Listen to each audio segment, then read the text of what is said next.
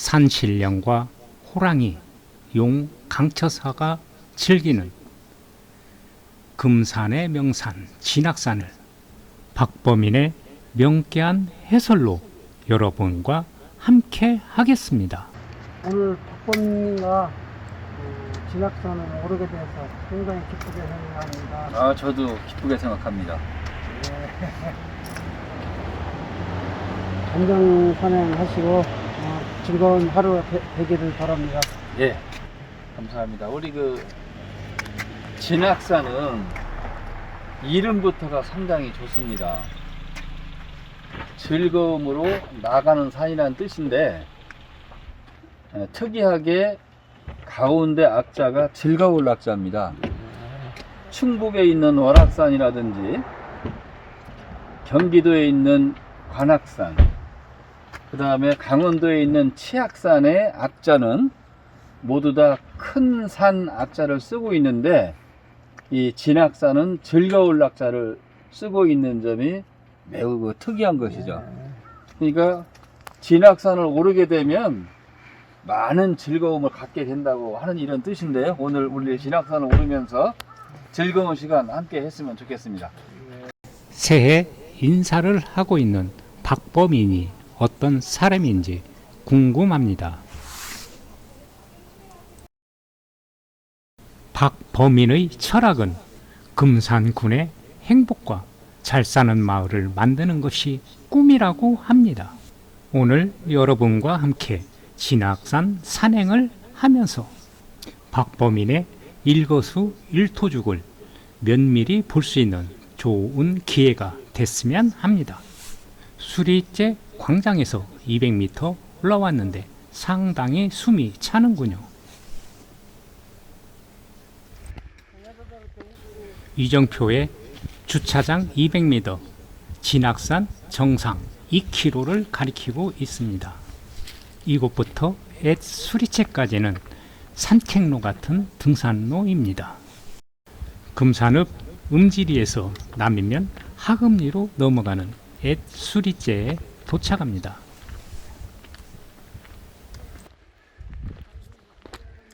이곳에서 직진은 음지리 오둥굴로 내려가고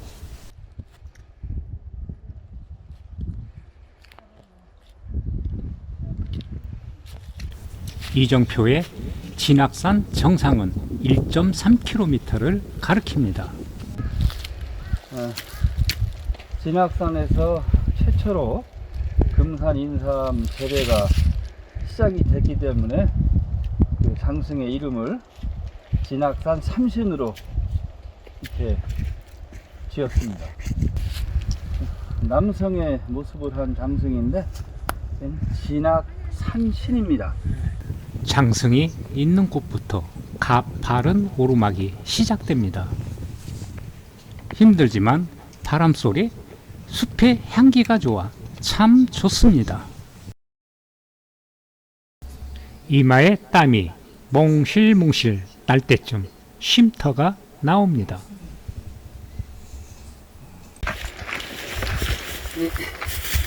진악산 오르는 이 등산로 중간중간에 이 벤치와 같이 아주 좋은 이 휴식처도 아주 잘 마련해 놨네요. 쉼터부터 소나무 향기가 그윽한 오솔길 같은 등산로입니다. 경사가 급한 곳을 10분 정도 오르면 조망이 좋은 바위가 나옵니다. 아주 아담하게 자리 잡은 금산의 모습이 참 정겹습니다. 그리고 좀 저 멀리 충남에서 가장 높은 서대산이 자리하고 있습니다. 여기 보이는 이 바위 벙어리가 있죠? 이걸 밑에서 바라보면 마치 붓처럼 뾰족하게 생겼습니다. 그래서 문필봉이라고 부르고 있습니다. 근데 이 문필봉 아래에는 보광사라는 절이 있는데, 그 절에서 해마다 임동창 풍류 피아니스트가 출연하는 산사 음악회가 열리고 있습니다. 여기 보이는 소나무들이 정말 참 아름답네요. 그 바위도 참 아름답죠. 그리고 참 바위하고 산과 바위. 정말 잘 어울리네요.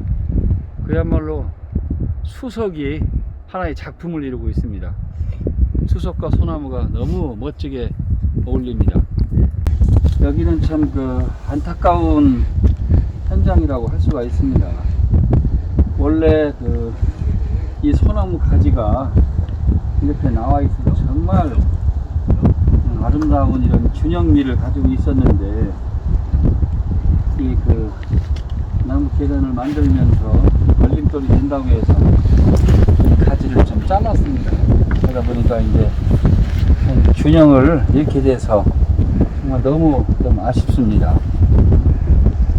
앞으로 이런 그 산에 인공물을 설치할 때는 기존에 있는 이런 그 자연 자원들이 훼손되지 않도록 최대한 배려를 해야 될 것 같습니다.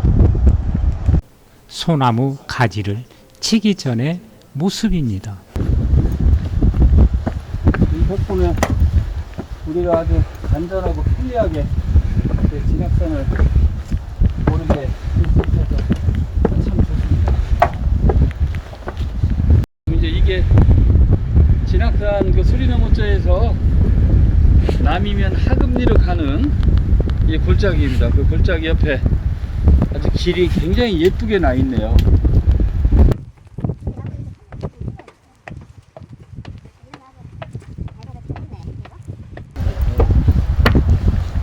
이 나무가지를 살리기 위해서 아주 배려를 잘 했네요. 데크 공사를 하면서 곳곳에 나무의 훼손 상태를 너무 세밀히 관찰하고 있습니다. 노감주 나무인데요. 이 노감주 나무에서 열리는 이 열매가 그 사람의 혈관 질환에 굉장히 효능이 좋다고 합니다. 10월 달에 아주 그 보라색으로 열매가 됐을 때 채취를 해서 사용한다고 하는데 진학산 등산로 곳곳에 이렇게 정말 좋은 이런 노감주 나무들도 또 많이 있습니다. 이 소나무가 정말 멋지죠? 뭐처럼 생겼나요? 내가 보기에는 용이 용투림을 하는 이런 형상 같기도 해요.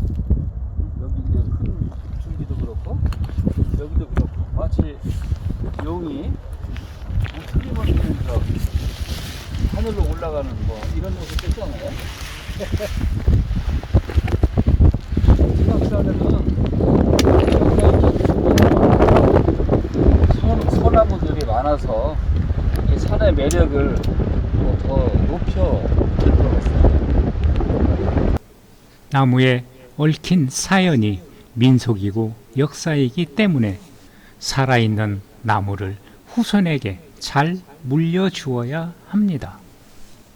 금산, 진학산 산줄기가 영동까지 뻗었는데 금산의 진학산은 용의 머리이고 영동의 학산은 용의 꼬리라고 합니다. 그래서 진학산에 오르면 용의 머리에 탄 것 같아 신이 납니다. 아이고 힘들어. 힘드시죠? 아유 땀 많이 흘렸네요. 물론 숨이 차고 땀도 많이 나지만 진학산에 오게 되면 올 때마다 정말 신비한 기운이 온몸으로 스며드는 이런 느낌을 받습니다. 오감을 통해서 진학산의 전기가 스며드는 것을 느낄 때 정말 내가 굉장히 건강해지고 있구나 하는 이런 생각을 하게 됩니다. 이 진학산의 아름다운 경치를 바라보고 또 돌아다니는 동물들 그리고 여기저기서 자라나는 이런 식물을 보면서 생명을 느끼게 되고요. 그 다음에 이러한 것들을 관찰하면서 내가 좀 달라지고 있구나, 내 몸과 마음이 건강해지고 있구나 하는 걸 느끼면서 우리 진학산이 우리 인간들에게 주는 이런 신비한 혜택을 느끼게 됩니다. 노루 발톱처럼 생겼다고 해서 녹지초라고 이름이 붙여진 약초입니다. 당뇨의 효능이 높다고 이렇게 알려져 있죠. 전에는 참 많았는데 지금은 그 개체 수가 많이 줄었다고 합니다. 여기가 사람의 얼굴처럼 생겼다고 해서 얼굴 바위라는 이름이 붙은 아주 기묘한 바위입니다. 그렇죠? 이마, 코, 입, 턱이 뚜렷하게 보이네요. 그러네요. 정말 얼굴같이 생겼습니다. 얼굴 바위를 지나면 힘든 산행은 끝났습니다. 좌측으로 관음굴 가는 길이 보입니다. 우측으로 원효암 삼거리가 나옵니다.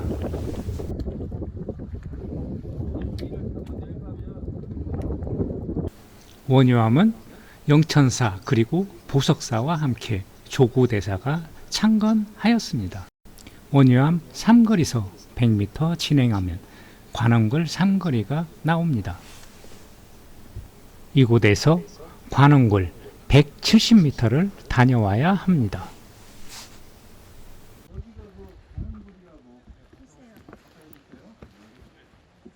여기는 짧아서 길인데요. 전에 이 도크가 없을 때는 정말 길이 흔했고 웬만한 사람들은 접근하기가 참 어려웠었죠. 근데 이렇게 대피를 해서 많은 사람들이 쉽게 오고 할 수 있게 되어서 아주 참 좋습니다. 겨울에는 눈 때문에 미끄러워 접근하기가 쉽지 않습니다.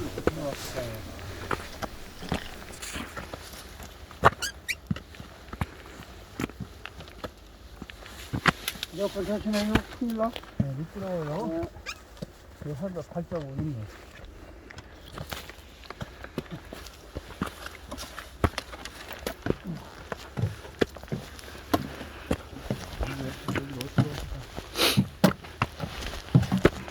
옛날에는 여기에 철판 했었어요.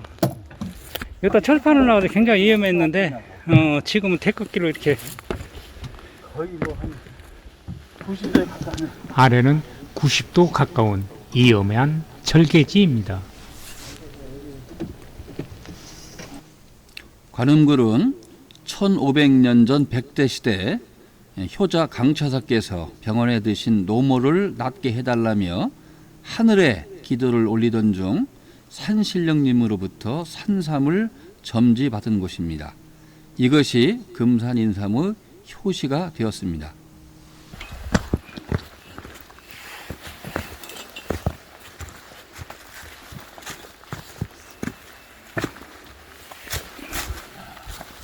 그러니까 이 받침대가 없을 때 여기를 어떻게 왔겠냐고 이해했다. 나는 그래도 수도 없이 왔어요. 이거 없을 때? 응.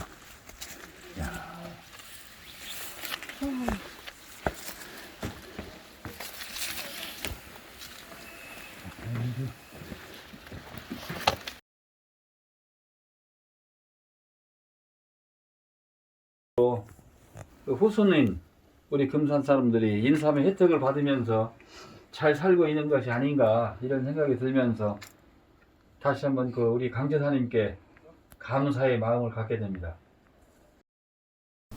다시 관음굴 삼거리로 돌아옵니다.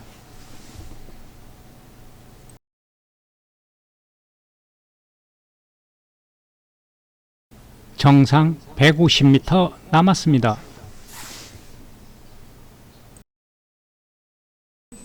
예로부터 금산 고을 앞에 우뚝 선 진악산은 고을을 어루만지며 안온을 지켜주는 주산이라 부르며 진악산에 머물던 신선 그리고 호랑이와 용이 기특한 강처사에게 금산의 명물 인삼을 내려주신 곳입니다. 즐거움으로 나가는 산 진학산 정상에 도착했습니다. 해발 732.3m입니다.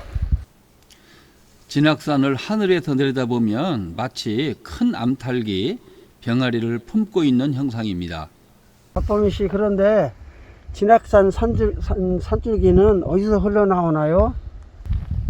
예, 그 백두대간이 무주의 덕유산을 지나서 장수군 영치산에서 금남 호남 정맥을 만들게 됩니다. 이것이 서쪽으로 가다가 진안군 마이산 근처 모래째에서 금남 정맥을 만들어서 북쪽으로 뻗어갑니다.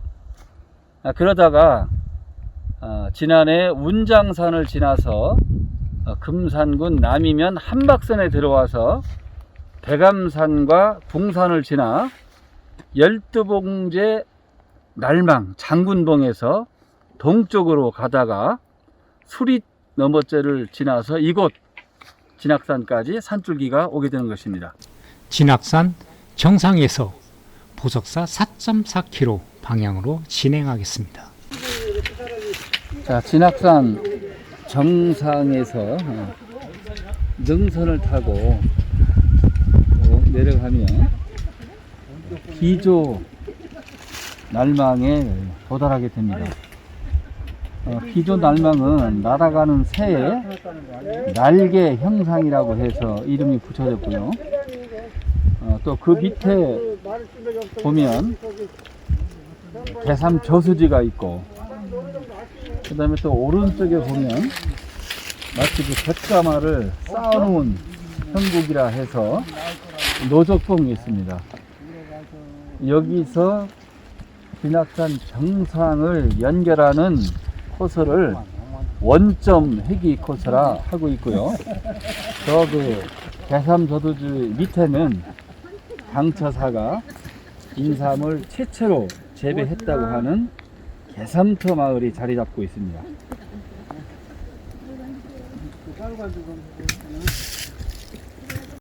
갯삼터 강처사 집에서 바라보는 진학산 정상입니다. 와, 이거 완전 또 낭떠러지 절벽이네. 대단하다.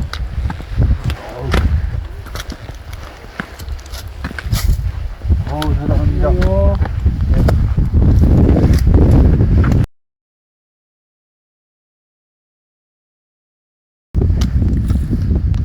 예로부터 진학산은 우리 금산을 지켜주는 주산으로서 신성한 산이라고 여겨져 왔습니다.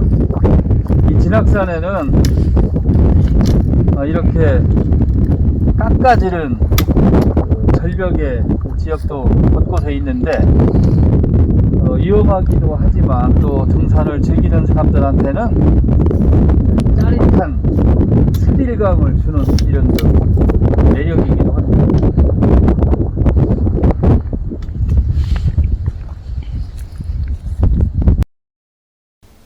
진학산은 아기자기한 길도 있지만 암릉을 타는 니치 구간도 있어 즐겁습니다.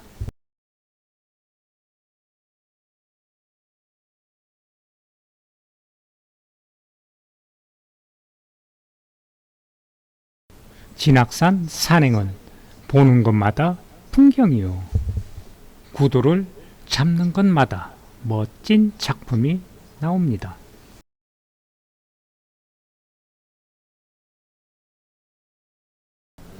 진안군 운장산에서 금산군 한박산, 궁산을 거쳐 금산에 들어오는 산줄기, 구름에 가려진 모습이 너무 아름답습니다.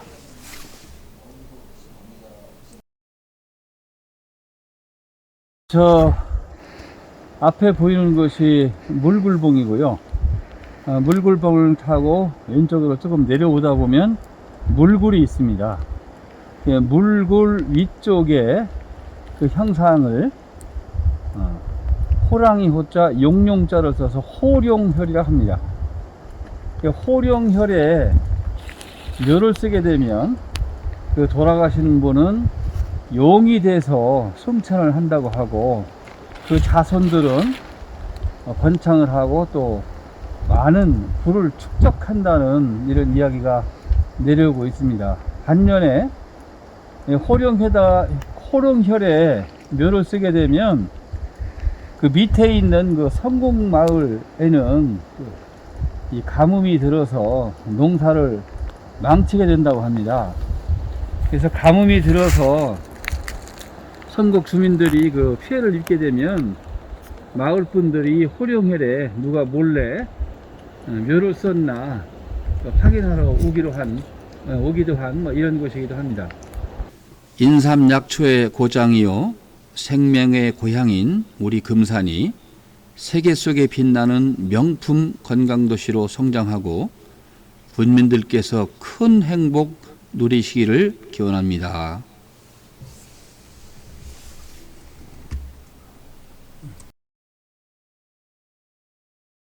진악산의 최고봉 물굴봉에 도착합니다.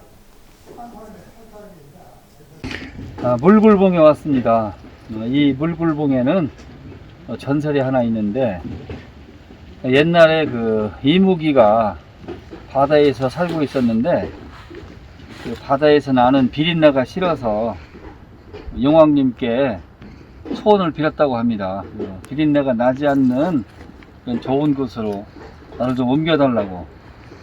용왕님이 그 소원을 듣고 그럼 산수가 수려한 곳으로 보내주겠다 해서 정말 아름다운 이곳 진악산 물굴봉으로 그 이무기를 옮겨줬다고 합니다. 물굴이 어디 있습니까? 물굴은 이 물굴봉 정상에서 약간 밑으로 좌측으로 약 한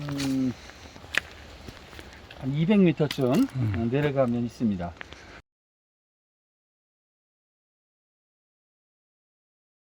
봉우리가 있는데 저 봉우리 참 예쁘네요. 여기를 보면 그 삼형제가 있는데 큰 형과 작은 형이 조그만 막내 동생을 가운데 두고 있는 이런 아주 다정한 형국이네요. 물굴봉 전망대에서 약 300m 내려오면 갯삼터 삼거리에서 보석사 방향으로 진행합니다. 나무계단이 등산객의 편의를 위해 설치를 한 것이 비가 오면 미끄러워 조심해야 합니다. 진악산의 명물 도고통 바위에 도착합니다. 네, 진악산 오면은 이 도구통박이라는 게 있는데 여기에 있는 미래 좀 말씀 한마디 해주세요. 예. 금산에서는 절구통을 도고통이라고 부릅니다. 보시면 도고통처럼 생겼죠? 네. 그래서 이제 이 바위를 도고통 바위라고 하는데 지금 이 바위 너머에 있는 마을이 대섬타 마을, 네. 바로 성곡리인데요. 네. 성곡리 주민들이 개나리 봇짐을 메고 다니던 시절 보석사를 갈 때 이제 이 고개를 넘어왔는데 이 고개 이름이 도구통 고개입니다. 이 도구통 바위는 보기에 따라서 이렇게 투구를 쓴 장군의 얼굴 같기도 하고 또 로당의 조각 생각하는 사람과 같기도 하죠. 보는 각도에 따라서 이렇게 좀 여러 가지 모습으로 보이기도 하죠. 모습은 정말 그 도구통과 흡사했는데 오랜 세월이 흐르면서 풍화작용이 이루어져서 지금은 그 모습이 약간 이렇게 변한 것 같아요. 옛날에 학창 시절에 여기도 소풍을 많이 왔었잖아요. 그렇죠. 제가 초등학교 다니던 시절, 좀 오래된 얘기죠. 그때 이곳으로 소풍을 왔던 이런 기억이 있습니다. 뭐 우리 학교뿐만 아니라 금산에 있는 여러 학교의 또 소풍 장소가 되기도 했죠. 참 오랜만에 와보니까 정말 추억이 새롭습니다. 그 모습이 많이 변했지요? 네, 많이 변했어요. 네. 도고퉁 바위를 지나서 지루한 산행길이 계속됩니다.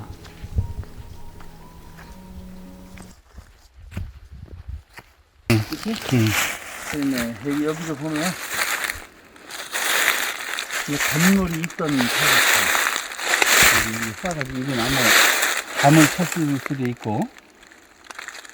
저것은 그 가운데 반대파서는 무슨 주춧돌 아닌가 저거? 주춧돌 같기도 하고. 그렇지 저기 있는 게. 옛날에는 이 보석사 근처에 그 암자가 한 30개가 넘는다고. 그래가지고 아마 절터 같기도 하고. 옛날에 36분 산에 하나였죠 보석사가. 예, 그 당시에 있었던 절터 같기도 하고.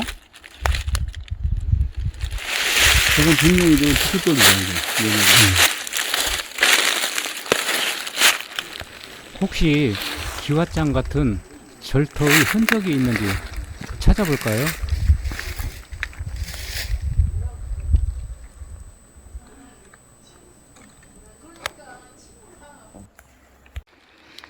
이게 주춧돌 그 흔적.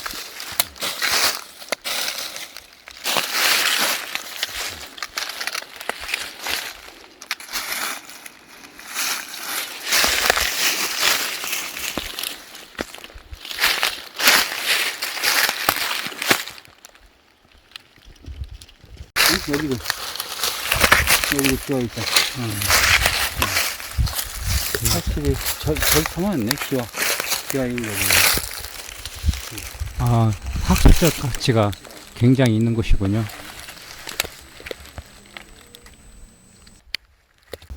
영천암 삼거리가 나옵니다.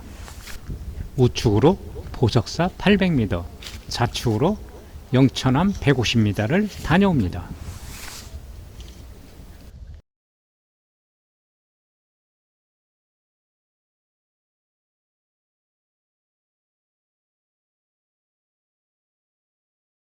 금산문화원장님, 이 영천암의 그 유래에 대해서 좀 말씀 좀 해주세요. 이 영천암은 조구대사가 보석사를 창간하면서 같이 지어진 걸로 추정을 하고 있고요.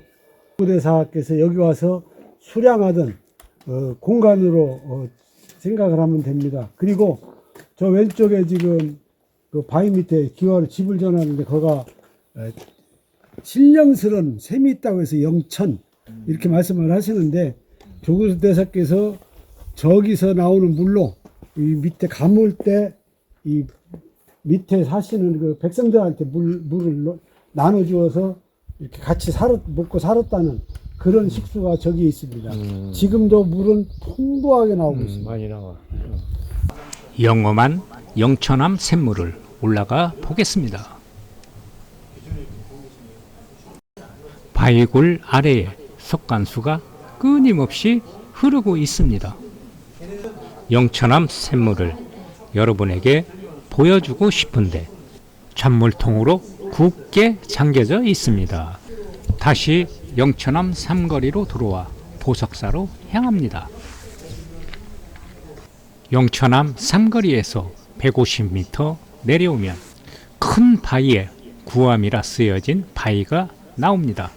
구전에 의하면 우암 송시열 필체라고 합니다. 우리나라에서 가장 오래 묵은 1100살 보석사 은행나무에 도착합니다. 오래된 은행나무라면요? 이 나무가 바로 진압산 보석사의 명물 보석사 은행나무가 되겠습니다. 천연기념물 365호로 지정되어 있고요.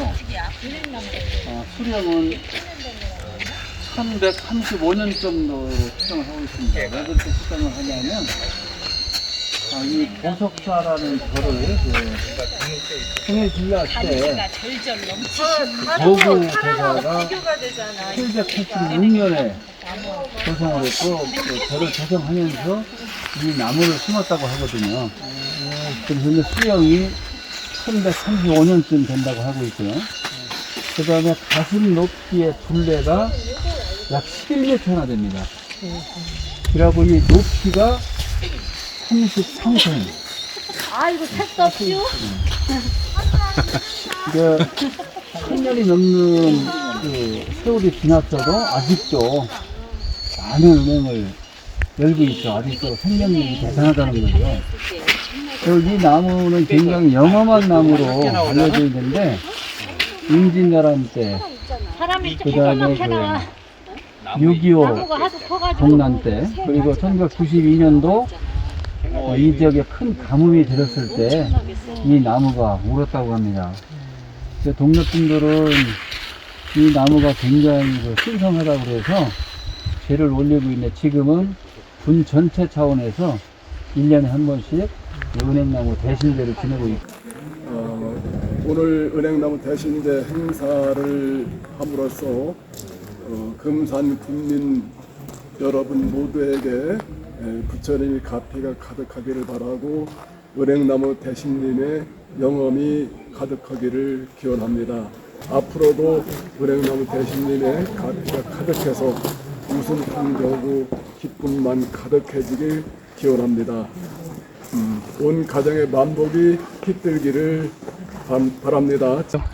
은행나무 주변에는 6개의 아주 특색 있는 바위들이 있는데, 특히 주목해 볼 돌은 저기에 보면 기린암이라고 써있는 바로 저 바위입니다. 기린은 우리나라에서 그 상상의 동물이고 굉장히 상스러운 기운을 준다고 이렇게 알려진 이런 그 동물이죠. 그 모습이 기린과 비슷하다고 해서 기린암이라고 이름이 붙여져 있습니다. 기린암은 김찬식 선생의 필체입니다.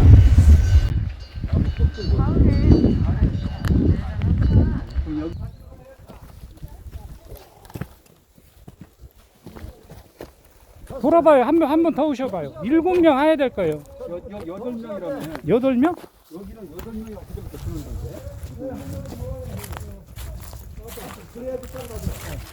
아 맞아. 몇 명이 여러분? 몇 명의 번호?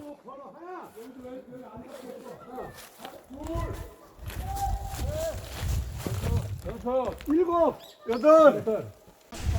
천년고찰 보석사로 향합니다. 자, 이곳이 바로 진학산 기슭에 자리 잡고 있는 천년고찰 보석사입니다.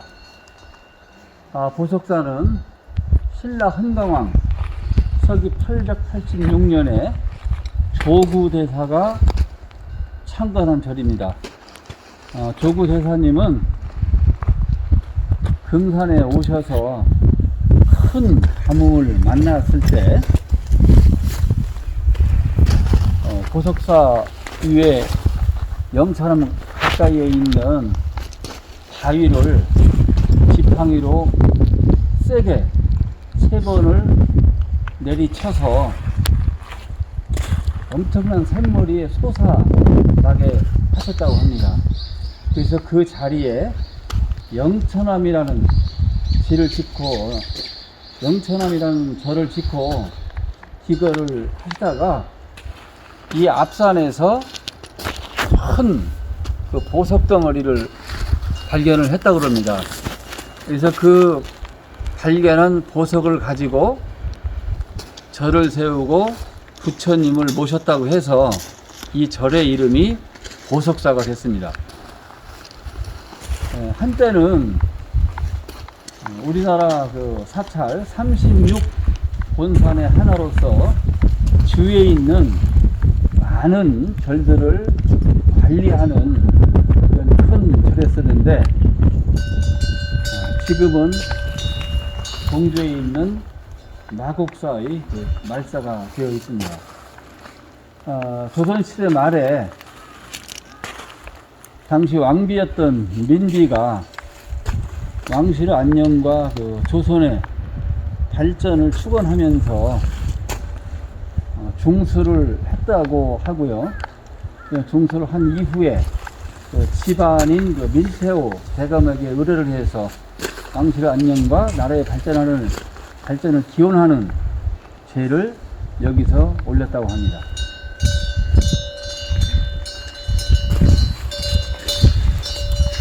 그리고 그 대웅전 왼쪽에 기허당 영교대사를 모시기 사당이 있는데요. 영교대사는 임진왜란 때 승병을 이끌고 금산에 오셔서 조원 장군과 함께 700의사가 되어 외적과 맞서 싸우다 창상을 입고 공주로 돌아가시던 중 별세하신 스님이 되겠습니다. 이 영교대사께서는 임진왜란 때 이 보석사에 기거를 하시면서 군사 작전도 연구를 하고 또 그 전투에서 이길 수 있는 여러 가지 준비를 하셨다고 합니다. 그래서 여기에 영교대사의 영정을 모시고 지금도 많은 분들이 찾아서 참배를 하고 있습니다. 각본 없이 정말 너무 많은 지식을 가지고 있는 박범인입니다. 보석사 종각의 영친왕 스승 김규진이 쓴 보석사 현판을 감상하겠습니다. 그 보석사의 그 현판을 보고 계신데요. 이 현판은 해강 김규진 선생님께서 쓰신 글씨를 가지고 만들었습니다. 해강 김규진 선생은 당대 최고 명필로 이름을 떨치신 분인데 전국에 있는 36개 본산 사찰에 그 현판을 해강 김규진 선생께서 전부 다 다시 쓰셔서 사찰의 현판을 교체를 했다고 그러는데, 당시에 이 보석사도 그 36본산의 하나였기 때문에 그 명필 해강 김규진 선생님이 쓰신 글로 그 현판을 만들었다고 합니다. 앞에 보이는 비는 의병 승장 영주대사를 기리는 비석입니다. 이 비석이 좀 슬픈 역사를 갖고 있는데요. 나라를 빼앗겼을 때 당시에 그 일본인 경찰서장, 일본인 금산 경찰서장 했던 사람이 이 비석에 글씨를 훼손을 해서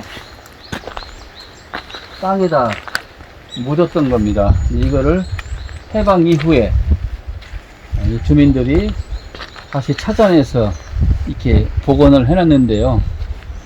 나라에 힘이 없을 때 참 어떠한 치욕을 당하는지 잘 보여주는 현장이고, 우리한테 정말 소중한 교훈을 주는 현장이라고 할 수 있습니다. 복원하니까 색깔이 보입니다.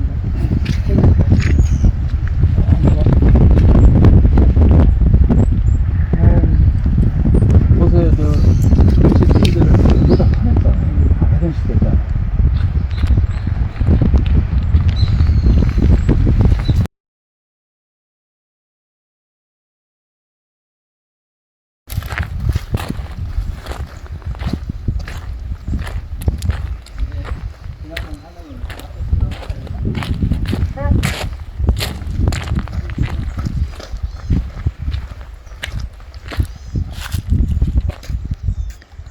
아이고, 고생하셨습니다.